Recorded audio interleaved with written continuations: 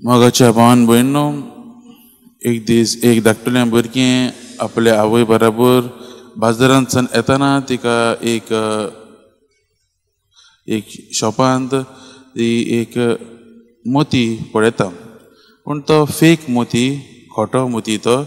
आनी पूण तो पळोवंक बरो दिसता देखून त्या आपल्या आवयक सांगता आपणाक तो घे म्हणून.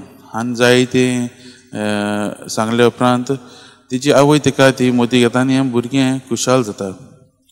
आनी तें घरा पावता आसतना तेजे घरा कडेन तिचो एक अंकल, जिका ती जायते मोग करताली, तो भायर सावन येयल्लो आसता. आनी जेन्ना ती ताका पळयता, त्या भुरग्याक ताका पळयता, तें वचोन त्या अंकलाक आपण न्यू घेतला तो न्यू मोती घेतला तो दाखयता आनी खुशालकायेन ती दाखयता. आनी तो अंकल म्हणटा, तूं म्हजो मोग करता जाल्यार हो मोती आपणाक दी.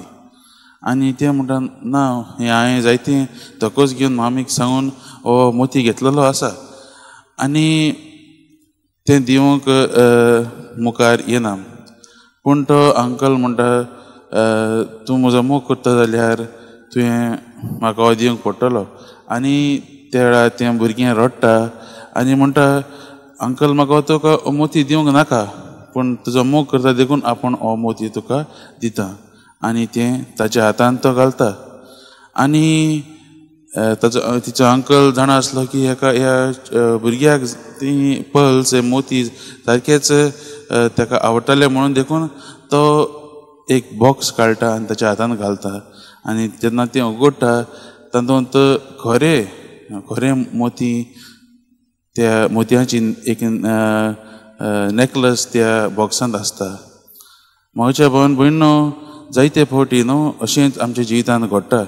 आमकां कितें तरी जाय, कितें मेळोंक जाय जाल्यार आमी आमच्या जिवितांत कितें तरी बलिदान करूंक फावो.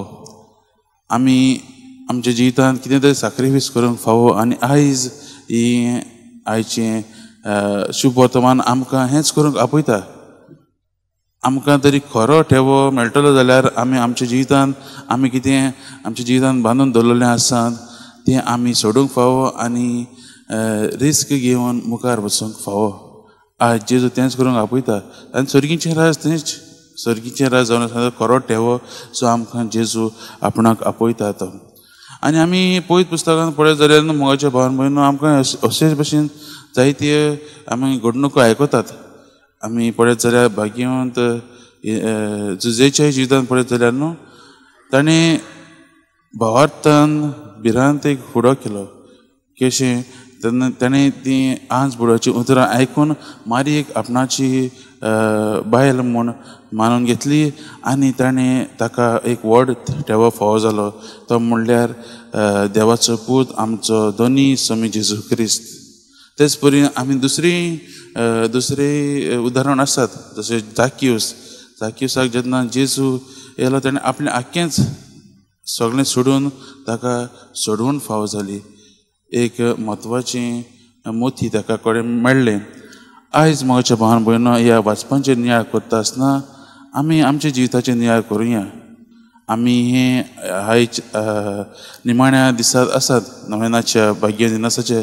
ताणें आपलें आख्खें जिवीत सोडून तो खरें ठेवो सोदूंक तो भायर सरलो आनी खऱ्यांनीच ताका जेजू भेटलो आनी ताचें जिवीत आख्खेंच बदल्लें.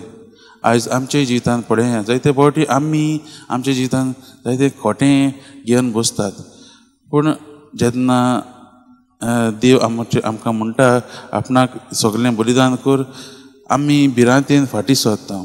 तर आमी देवा लागीं कृपा मागुया आमचें जिवितांत आमचो भावार्थ घट करूंक आनी आमी भिरांतेक फुडो करूंक, भावार्थान फुडो करूंक देवाचो आदार आनी बळ आमी मागुया.